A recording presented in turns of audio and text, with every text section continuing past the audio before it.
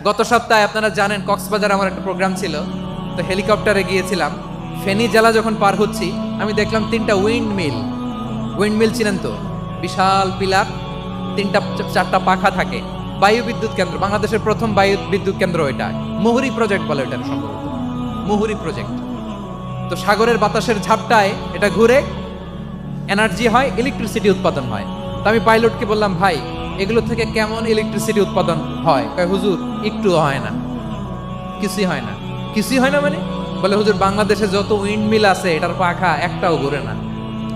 আল্লাহ, বলেন কি? তাহলে এই যে কোটি কোটি টাকা ব্যয় করে যে উইন্ড মিল, কয় হুজুর উপরে ফিটফাট ভিতরে সদরঘাট। তার মানে কোটি কোটি টাকা দিয়ে এই উইন্ড মিল বানায়, এখানে কিছু নাই। দুর্নীতির আড্ডাখানা, আখড়াখানা বাংলাদেশ, ঠিক কিনা বলেন? আয়রে, জাপানিজরাও মানুষ, আমরাও মানুষ।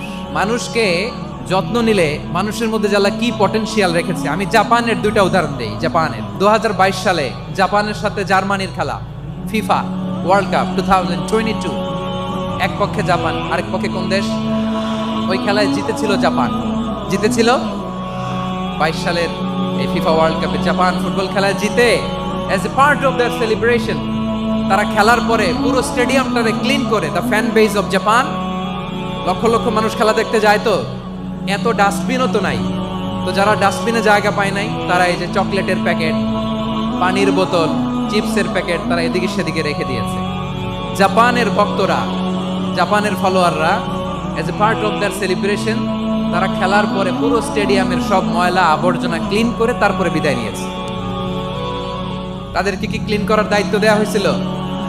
এই যশোর, জাপানের যে ছেলেরা খেলা দেখতে গেছিল ওদেরকে ক্লিন করার দায়িত্ব দিছিল। তারা কি স্টেডিয়ামের পরিচ্ছন্নতা কর্মী? তাদের আকল, তাদের 6